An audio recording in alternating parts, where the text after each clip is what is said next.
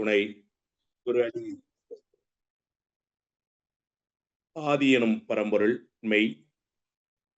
எழுச்சி பெற்று அணியன்ற உயிராகி அணுக்கள் கூடி மோதி இணைந்து இயங்குகின்ற நிலைமைக்கேற்ப மூலகங்கள் பலவாகி அவை இணைந்து பேதித்த அண்ட கோடிகளாய் மற்றும் பிறப்பு இறப்பு இடை உணர்தல் இயக்கமாகி நீதி நெறி உணர் மாந்தராகி வாழும் நிலை உணர்ந்து தொண்டாற்றி இன்பம் காண்போம்.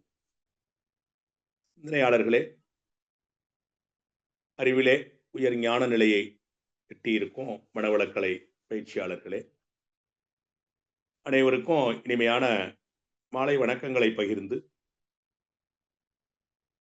யாழ் மனவளக்கலை மன்ற கட்டளை ஏற்பாடு செய்து சிறப்பாக நடத்தி கொண்டிருக்கக்கூடிய இந்த நிகழ்விலே என்னையும் அழைத்து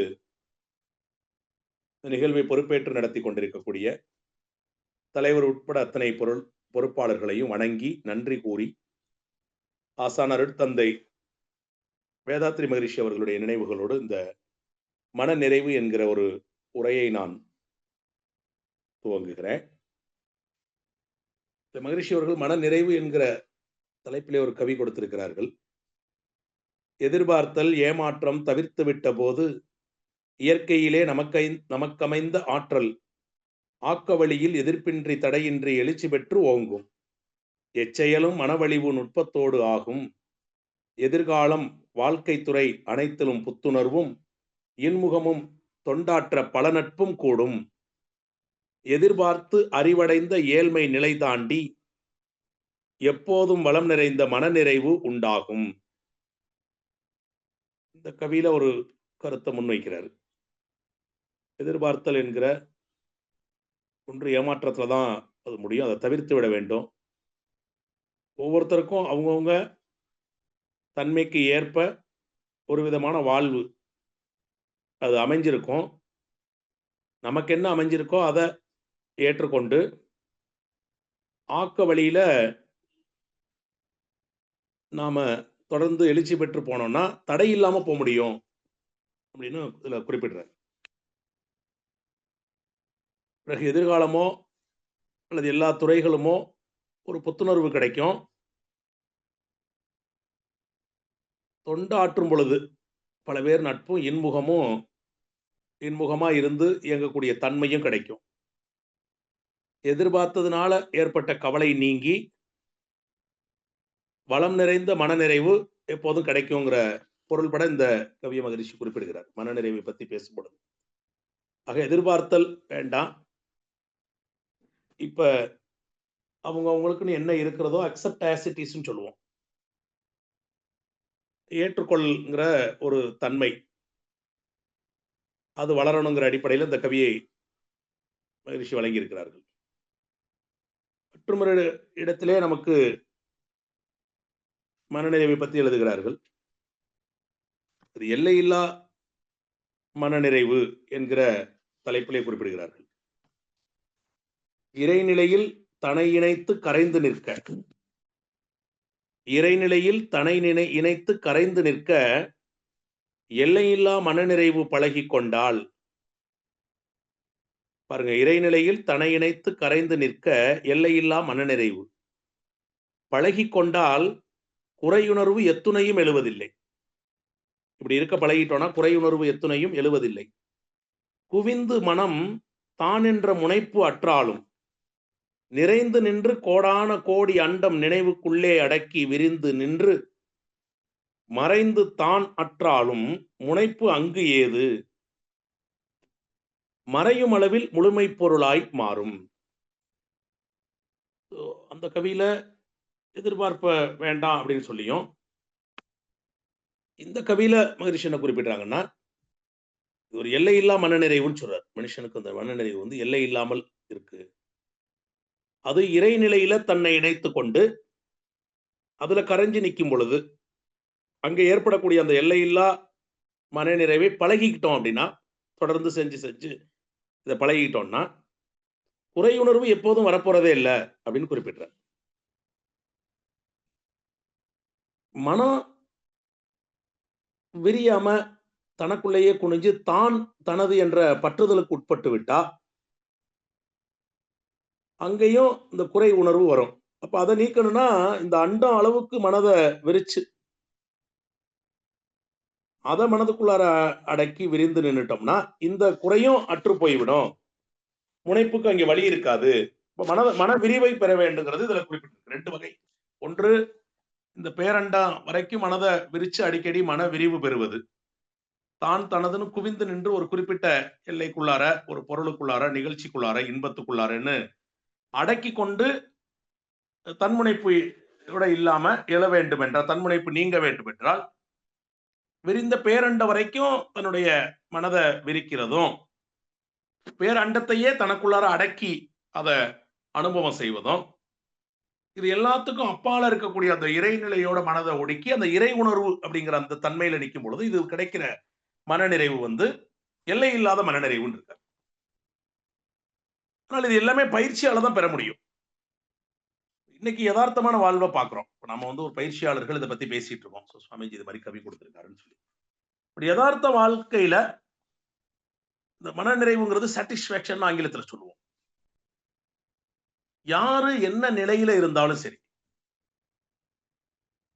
அது புகழ் அடையக்கூடிய இடத்துல இருந்தாலும், செல்வாக்கு மிக்கவரா இருந்தாலும், பொருளாதாரத்துல உயர்வு நிலையிலே இருந்தாலும், அதிகாரம் படைத்தவராக இருந்த போதிலும் கூட ஏதோ ஒரு சலிப்பு அங்கே இருந்துகிட்டே இருக்குது.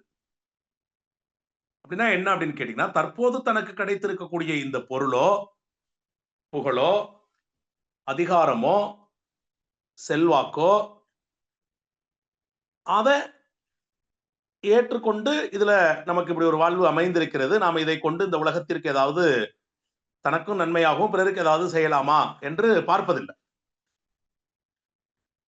அதற்கு பதிலா தன்னை போல இன்னொருத்தரோ அல்லது இந்த உலகம் பெருசா இருக்கிறதுல நான் ஒரு சிறு பகுதிக்குள்ளதானே எனக்கு இந்த புகழ் கிடைக்குது, இன்னொரு இடக்கு விரிந்து கிடைக்கலையே, இன்னும் கொஞ்சம் புகழ் வேண்டுமே, இன்னும் என்னுடைய அதிகாரத்தோட எல்லை விரியணுமே, இன்னும் நான் வைத்திருக்கக்கூடிய பொருளோட அளவு கூடணுமே என்று தற்போது இருக்கிற தன்மையை ஏற்றுக்கொள்ளாமல் அந்த எதிர்பார்ப்புங்கிறது அங்கே வருகிறது. இதுதான் மகரிஷி சொன்ன அந்த எதிர்பார்த்தல்ங்கிற இடம். அதாவது இது வந்து இருப்பவன் இல்லாதவன் என்றெல்லாம் வேறுபாடு கிடையாது. இதுல நல்லா அனலைஸ் பண்ணி பார்த்தோம்னா இதுல இருக்கிறவன் இல்லாதவன்லாம் கிடையாது. என்ன நிலையில இருந்தாலும் அந்த நிலையில இருந்து ஏற்றுக்கொள்வதில்லை.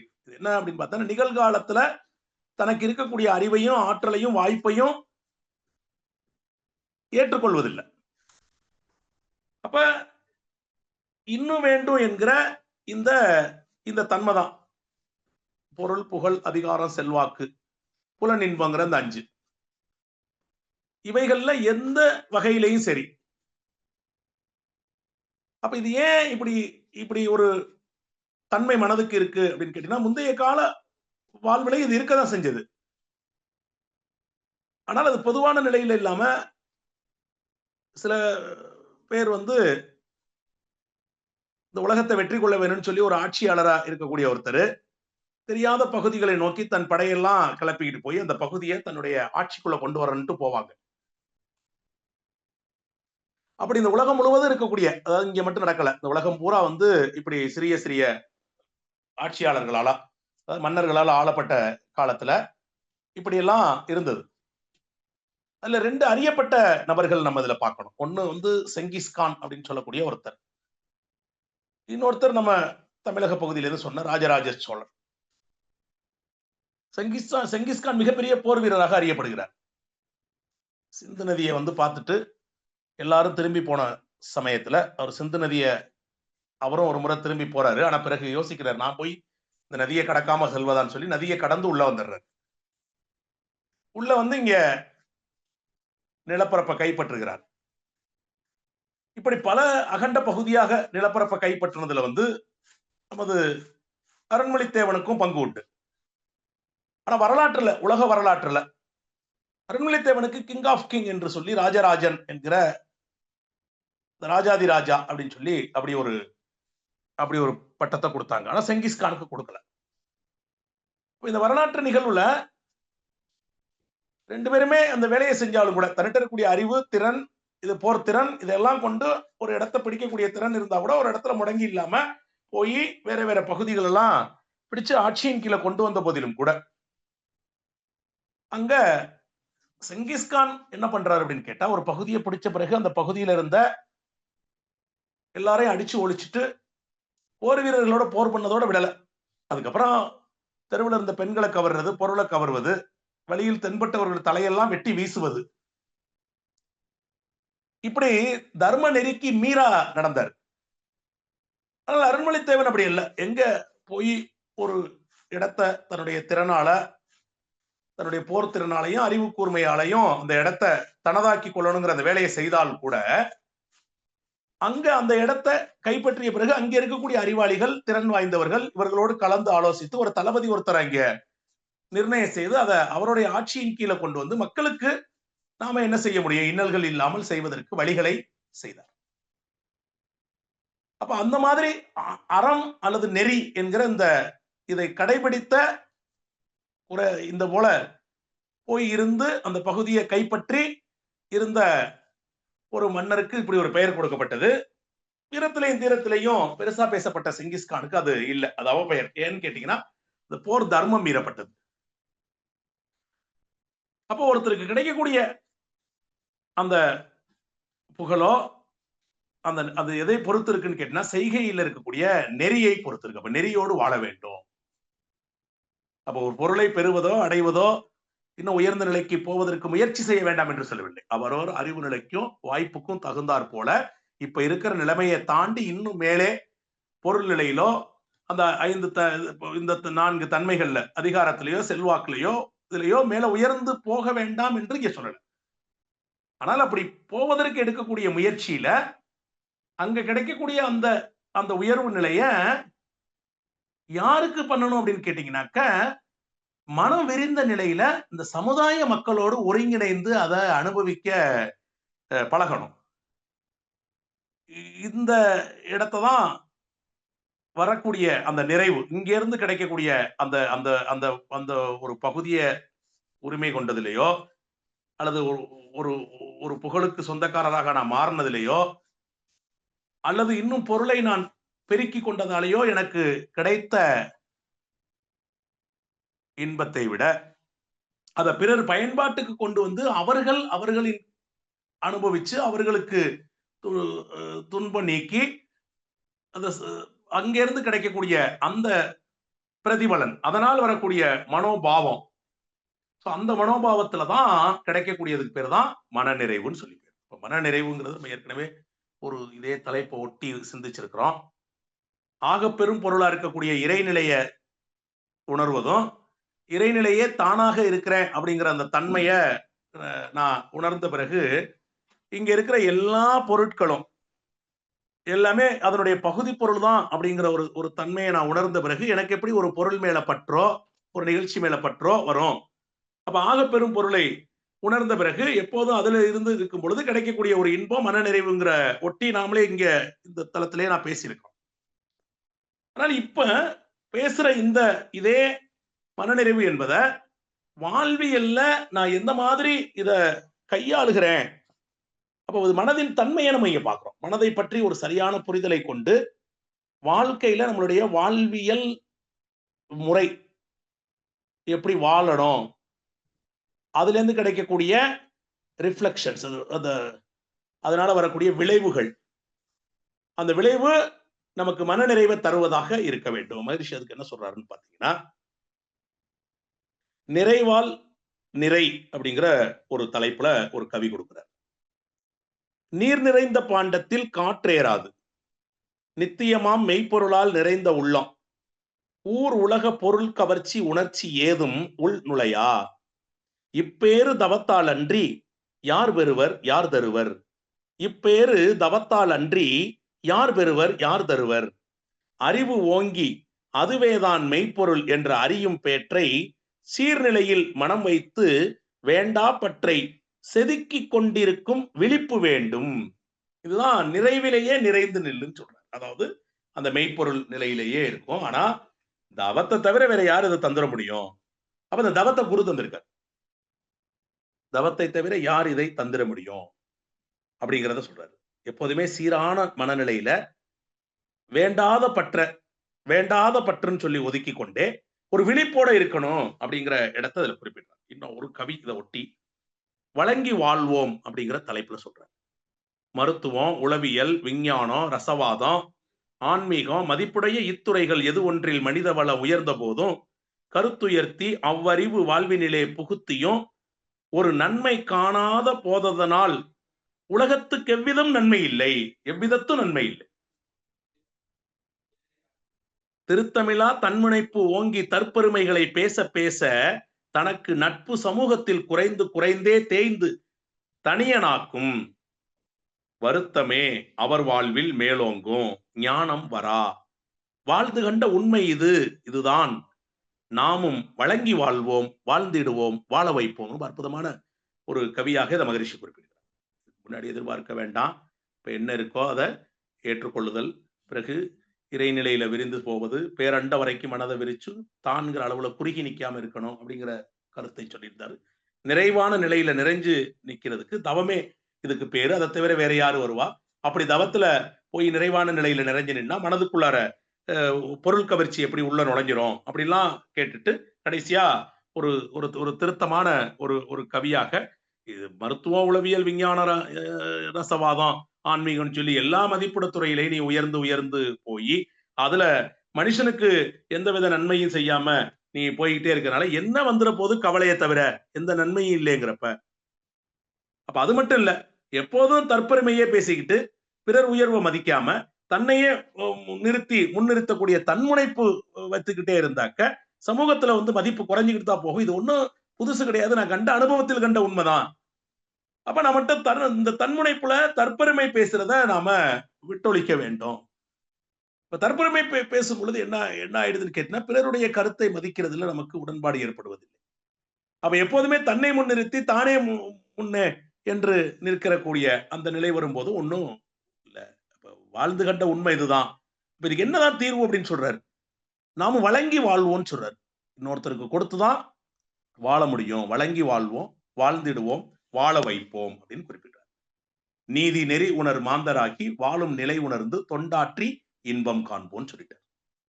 அப்ப தொண்டு செய்யறதுதான் இதுக்கான ஒரு ஒரு முறையான தீர்வு. அப்ப நான் என்ன என்ன அளவுல எனக்கு உடல் வலிவோ அல்லது பொருள் தன்மையிலேயோ அல்லது அறிவு நிலையிலேயோ நான் உயர்நிலையை அடைகிறேன் அப்படின்னா அதை பிறருக்கு அளித்து தன்னை சுற்றி இருக்கக்கூடிய நபர்களுக்கு தன்னிட்ட எது மிகுந்து இருக்கிறதோ அதை பிறருக்கு அளித்து தொண்டு செஞ்சுதான் இன்ப நிலையை அடையணும் அப்படின்னு சொல்ற மகரிஷி வந்து அதை குறிப்பிடுகிறார். அப்ப இதற்கு மனோபாவம் விடணும். அப்ப முதல்ல நம்ம வந்து இந்த மனதினுடைய தன்மையை முதல்ல புரிந்து கொள்வோம். மனதிற்கு 4 வகையான விளைவுகளை பார்க்கிறோம். ஒரு செயல் செய்யறோம், எண்ணம், சொல், செயல், இது 3ஆல நமக்கு 4 விதமான உணர்நிலைகள் வரணும். அதான் இன்பம், துன்பம், அமைதி, பேரின்பம் அப்படிங்கிற இடத்துல வரணும். ஆனால் பொதுவா எல்லாருக்கும் இன்பம் துன்பம் அப்படிங்கிற அந்த 2க்குள்ளேயே மடிஞ்சு வந்து போகுது. இன்பம் துன்பம் சுக துக்கம் அப்படின்னு சொல்லி 2லயே மடிஞ்சிருது.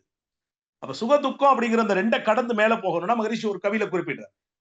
சுக துக்கம் கடந்து மோன நிலையில் இருந்தேன், சொரூபத்தில் அரூப நிலை அறிந்து விட்டேன். சுக துக்கம் சுழல் கடக்க முறை கேட்போருக்கு சொற்குறிப்பால் கட உள் என்று சுருக்கி சொல்வேன் சொல்றேன். இதுக்கு வந்து கடந்து உள்ள போ, அதுதான் அதுக்கு வழி அப்படின்னு சொல்லி சுருக்கமா சொல்லுவேன். ஆனால் இப்படி கட உள் என்று குறிப்பால் உணர்த்தியது சரியா விளங்கி கொள்ளாம அதுக்கே ஒரு குறிப்பு போய் அதுக்கே பெயர் சொல்லா மாறி போனது அப்படிங்கிற இடமா மாறி போயிடுச்சு.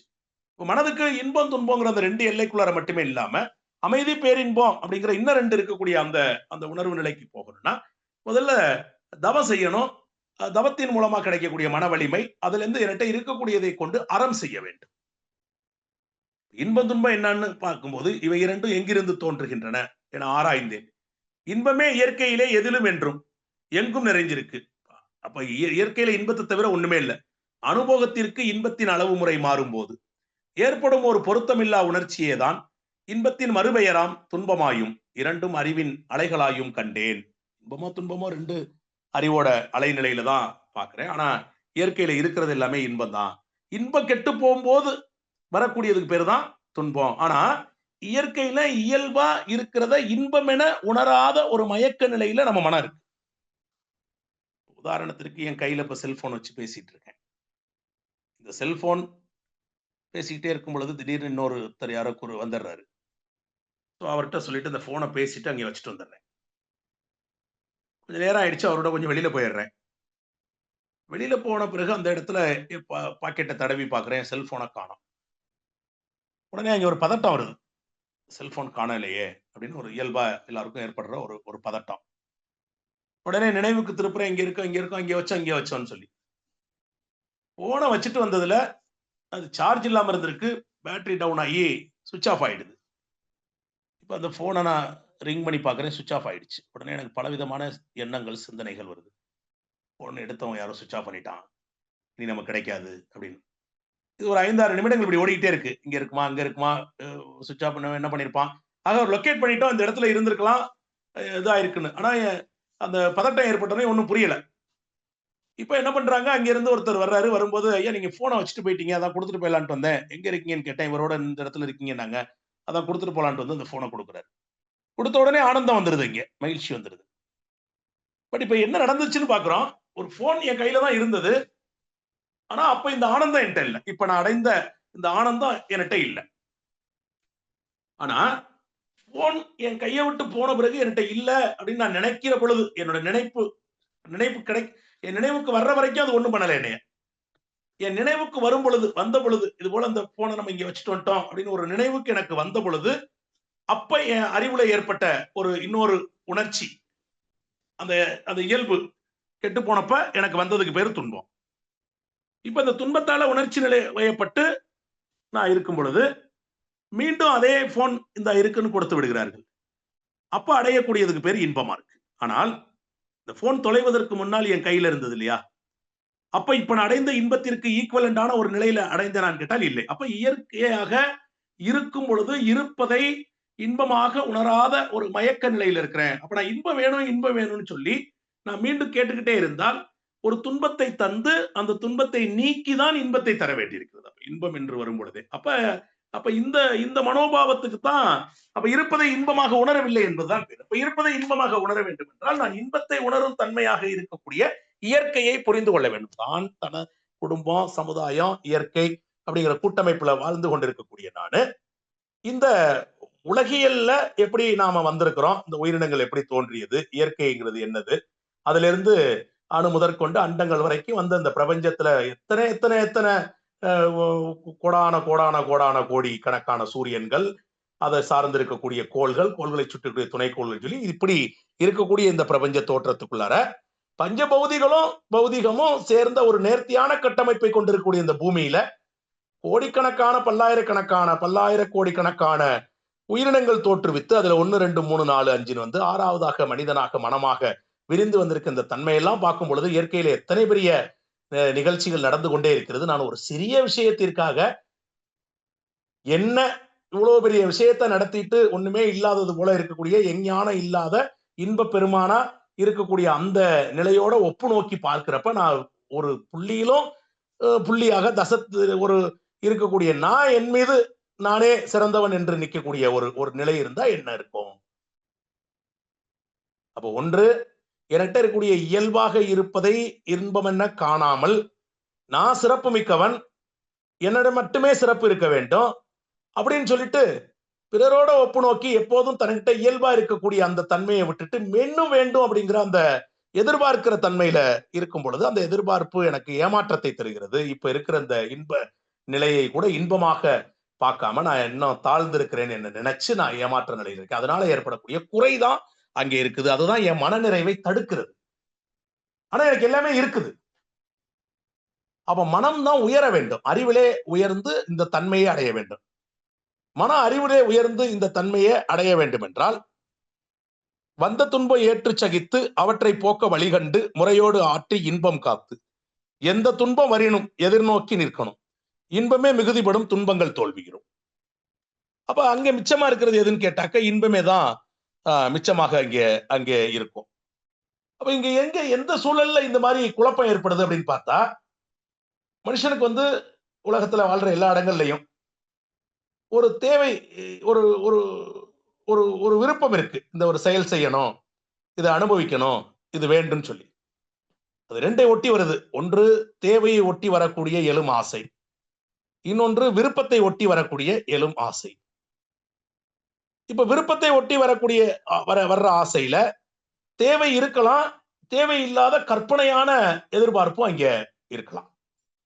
அதாவது தேவை இல்லாமல் கூட ஒரு கற்பனையான எதிர்பார்ப்பு கூட அங்கே இருக்கலாம். அப்ப எதையும் ஒட்டி வரக்கூடிய ஆசைய நான் அனுபவம் பண்ணணும்னு பாக்குறப்ப தேவையை ஒட்டி வரக்கூடிய ஆசையத்தான் நான் அனுபவம் பண்ணணும். அப்ப எது தேவைன்னு பார்க்கணும். மகரிஷி அவர்கள் இதற்கு வாழ்க்கை தத்துவமாக நமக்கு எது தேவை, அந்த தேவையை எப்படி பூர்த்தி செய்து கொள்வது அப்படிங்கிற அந்த கண்ணோட்டத்துல நமக்கு ஆய்வு முறைகளையும் இந்த பயிற்சி முறைகளையும் நமக்கு வச்சிருக்கு. அப்ப தேவையை ஒட்டி தன் விருப்பத்தை வைத்துக் கொள்ள வேண்டும். விருப்பத்தை ஒட்டி வரக்கூடிய அந்த உணர்ச்சியை விட தேவையை ஒட்டி வரக்கூடிய அந்த அந்த அந்த உணர்ச்சியைத்தான் நான் செயல்படுத்தணும் அப்படிங்கிற மன வலிமையை பெறணும். இது ஒரு மன வலிமை உள்ளவனுக்கு தான் வரும். வலிமை இல்லாத மனம் வெளியிலேருந்து வரக்கூடிய எல்லா நிகழ்ச்சிகளுக்கும் தன்னை உட்படுத்தி அதோட கோஆர்டினேட் பண்ணி அது போயிடும். அப்ப மன நிறைவு எப்போ வரும்னு கேட்டா மன வலிமை பெற வேண்டும். இப்ப மன வலிமை பெற வேண்டும் என்றால் தியானத்தின் மூலமாக மனதை வலிமைப்படுத்திக் கொள்கிறோம்.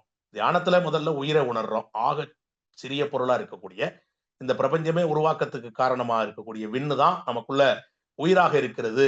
அந்த உயிரை உணரும் பொழுது இந்த பிரபஞ்சத்துக்கு அடித்தளமான பிரபஞ்சம் உருவாவதற்கு காரணமான அடிநிலையிலே இருக்கக்கூடிய முதல் பௌதீக பொருளா இருக்கக்கூடிய அந்த விண்ணை உணரும் ஆற்றல் மனதுக்கு வரும் பொழுது மனம் விரிந்து அகண்டாகாரத்துல அப்படி நிற்கும் பொழுது குறுகி நிற்கிற நிலையிலிருந்து அடிக்கடி விரிந்து நிற்கிற நிலை அந்த வந்துடுற பொழுது இந்த பொருட்கள் இந்த பிரபஞ்ச எல்லாம் இறைநிலையே இந்த போல துகளாகி துகள்கள் கூடி விண்ணாகி விண்களுடைய கூட்டு பக்குவத்தால் வந்ததுதான் இந்த பிரபஞ்சம்.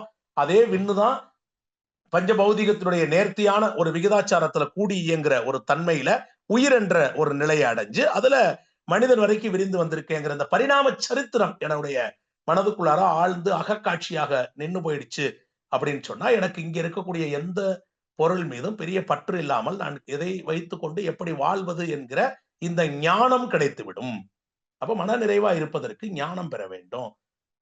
ஞானம் என்பது என்னவென்றால் இருப்பதை புரிந்து கொள்வது, தெரிந்ததை புரிந்து கொள்வது. எல்லாம் தெரிஞ்சு வச்சிருக்கலாம், தெரிந்து வைத்தது தெரிந்த நிலையிலேயே இருந்தால் அது பண்டிதத்துவமா இருக்கும். அப்படி பண்டிதத்துவமா இருக்கும் பொழுது அது தன்முனைப்பு வரும். தன்முனைப்பு வரும் பொழுது என்ன ஆகும் அப்படின்னு கேட்டீங்கன்னாக்க எப்போதுமே தன்னை சுற்றி இருக்கக்கூடிய பிறர் செயலை தன்முனைப்பு மீறும் பொழுது தற்பெருமை பேசுபவர் தன்முனைப்பு மீறி பிறர் செயலை குறை கூறும் அற்பமனம் உடையவர்கள் பலர் இருப்பல் நம்மில்னே சொல்றாரு மகரிஷி. அந்த வார்த்தையை நம்மில்னு பயன்படுத்துறாரு. நாம மனவளக்கலை பயின்று மனவளம்ல இருக்கிறோம். ஆனா ஆய்வு செஞ்சு சரியா போய்க்காம தன்முனைப்பை நீக்காம மன வலிமையை மட்டும் கூட்டிக்கிட்டே போயிட்டு இருந்தா நம்மகிட்டையும் இந்த தற்பெருமை பேசிக்கிட்டு தான் பெரிய ஆள்னு சொல்றவன் பிறரையும் பிறர் செயலையும் ஏற்றுக்கொள்ளாமல் அவனை குறை சொல்லிக்கிட்டே இருக்கக்கூடிய தன்மையில இருப்பான். அப்ப அவங்களும் மனம் திருந்தி வரணும் அப்படின்னு சொல்லி பார்க்கணும். அப்ப இங்க ஈகை அப்படிங்கிற ஒரு அறநெறிய முன்னிறுத்துகிறார். ஒண்ணு எதிர்பார்க்க வேண்டாம், என்ன இருக்கிறதோ அதை ஏற்றுக்கொள்ளுதல், அதை தாண்டி தன்னுடைய திறமையையும் அறிவையும் கொண்டு வாழ்வியல்ல இன்னும் அடைய வேண்டிய பல பொருளையோ செல்வாக்கையோ புகழையோ அடைஞ்சா கூட அதோட நோக்கம் உயர்வானதாக இருக்க வேண்டும். அது அதை சார்ந்து இருக்கக்கூடிய சமுதாயத்திற்கு அங்கே வாழக்கூடியவர்களுக்கு துன்பத்தை நீக்கி இன்பம் பயக்கக்கூடியதாக அந்த செயல்ல ஒரு ஒழுங்கு இருக்க வேண்டும், ஒரு ஒழுங்கமைக்கப்பட்ட ஒரு செயல் இருக்க வேண்டும். இதெல்லாம் பண்ணாதான் மனநிறைவு ஏற்படும். இவ்வளவு ஒருங்கிணைந்து இருக்க வேண்டும். அப்ப சாதாரணமா இருக்கக்கூடிய ஒவ்வொருத்தருக்கும் தவம் செய்யறதை தவிர மாற்று வழி இதுல இல்லை. அப்ப மெடிடேட் பண்ணி தான் மனதை வலிமைப்படுத்த வேண்டும். அதே சந்தர்ப்பத்துல இந்த பிரபஞ்ச வரைக்கும் இந்த மனதை விரித்து பழக்கி குறுகிய நிலையில குறுகிய நாட்டத்துக்குள்ளார தான் தனதுன்னு ஒடுங்கி நிக்காம மனதை விரித்து பழக்கி அந்த இயற்கை தன்மையா இருக்கக்கூடிய பிரபஞ்ச உருவாக்கம், இந்த உயிரின தன்மாற்றம், அதுல மனிதன் வந்தடைந்த விதம், இப்படி எல்லாத்தையும் ஒருங்கிணைந்து பார்க்கும் பொழுது ஆதியில ஒண்ணுமில்லாம இருந்த யாதும் அறியாம இருந்த சொல்லப்பட்ட அந்த சுத்த வெளியே தான் மெய்ப்பொருளே தான் எல்லாமுமாக எல்லாத்துக்குள்ளேயும் இருந்து இயக்கி நடத்தி கொண்டிருக்கிறது என்று நிலை வரும் பொழுது என்னிடம் இருக்கக்கூடிய இந்த அறிவின் உயர்வோ செல்வாக்கோ புகழோ ஏதோ ஒன்று என்னை பெரிய நிலையில் இருப்பதாக என்னை நானே உயர்ந்தவன் என்று பார்க்கக்கூடிய நிலையிலிருந்து என்னை தவிர்த்து விடும். அதே சந்தர்ப்பத்துல இந்த உயர்நிலையை அடைந்த ஒருத்தனுக்கு இந்த இடத்தை பற்றிய ஒருத்தனுக்கு இங்க பற்றாக்குறை என்பதே ஒண்ணு வராது. நான் இதை விட தாழ்ந்திருக்கிறேன் என்ற நிலை வராது. ஆகப்பெரும் பொருளா இருக்கக்கூடிய இந்த இறைநிலையை தான் என்று உணர்ந்த பிறகு வேறு எந்த ஒன்றால எனக்கு இன்பத்தை தர முடியும்? வேற எந்த ஒன்றாலும் எனக்கு இன்பத்தை தர முடியாது. வேற எந்த ஒன்றாலும் எனக்கு துன்பத்தை தர முடியாது. நான் அதை துன்பமாக என் மனம் ஏற்றுக்கொள்ளாமல், துன்பமாக என் மனம் பார்க்காமல் அங்கே துன்பமாக வருவதில்லை. இன்றைய உலகத்திலே நிறைவாக சில வார்த்தைகள் சொல்ல வேண்டும். இன்றைய உலகத்திலே எல்லாம் கன்சியூமரைசேஷன் என்று சொல்லக்கூடிய நுகர்வு கலாச்சாரத்திலே தேவைக்கு மேல பொருட்கள் பெருக்கமடைந்து உற்பத்தி செய்யப்பட்டு நிறைய இருக்கிறதுனால நாம ஒரு தேவையை ஒட்டி ஒரு பொருள் வாங்கும் பொழுது அதுல பல வடிவங்கள்ல, குணத்துல, அழகுல இது போல இருக்கும் பொழுது ஒன்றை வாங்கி நான் பயன்படுத்தி கொண்டு என் பயன்பாட்டுக்கு இருந்த போதிலும் கூட அதை இல்லாமல் இன்னொன்று வாங்கியிருக்கலாம் என்று மனம் இன்னொன்றின் மீது ஏற்படக்கூடிய இந்த பற்றுதல் தான், அதாவது சாய்ஸஸ் சொல்லுவோம். இது இல்லைன்னா அது, அது இல்லைன்னா இது, அதை விட அது என்று பார்க்கும் பொழுது அப்ப இன்றைய காலகட்டத்துல, தற்போது வாழ்ந்துகிட்டு இருக்கக்கூடிய காலகட்டத்துல நமது இளைஞர்களுக்கோ, குழந்தைகளுக்கோ, பெரியவங்களுக்கோ இருக்கக்கூடிய ஒரு மிகப்பெரிய சவால் என்னவென்று கேட்டால், நமக்கு ஒரு காலத்திலே உணவுக்கு உணவுப் பொருள் வேண்டும், அவ்வளவுதான். ஆனால் இன்னைக்கு உணவு என்று எடுத்துக்கொண்டால் வகையறாக்கள் நிறைய இருக்கிறது.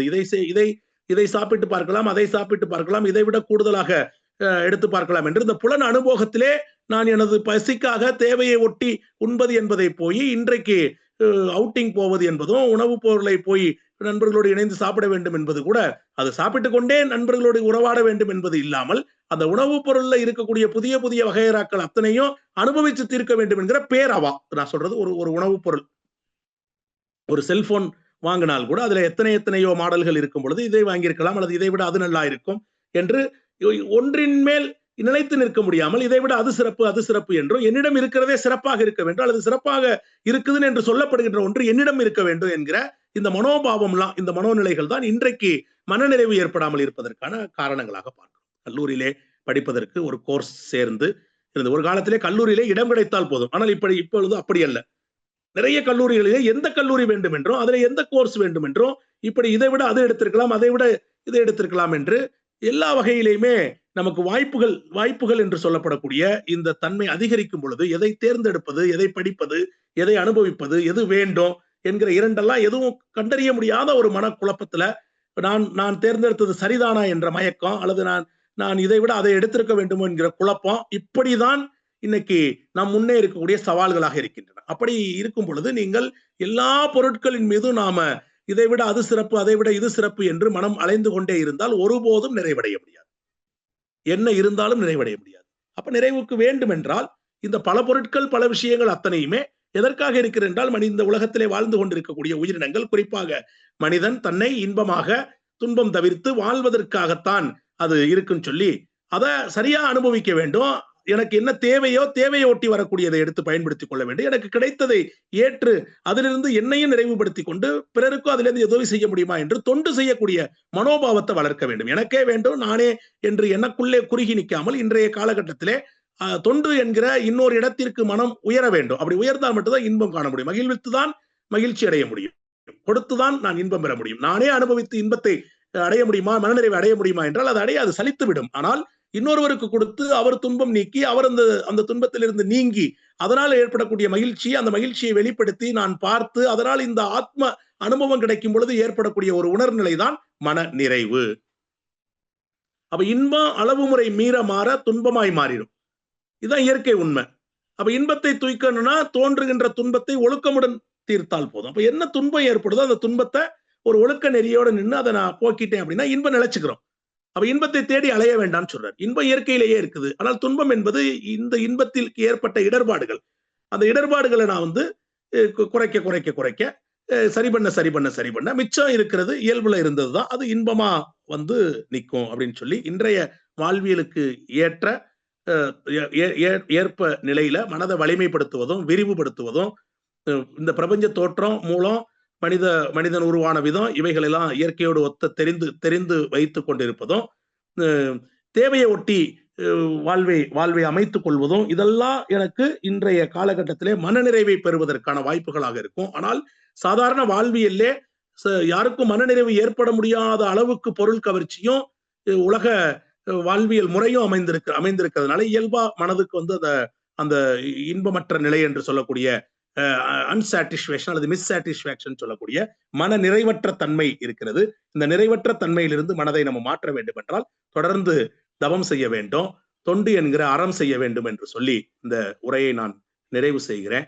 வாழ்க வளமுடன்.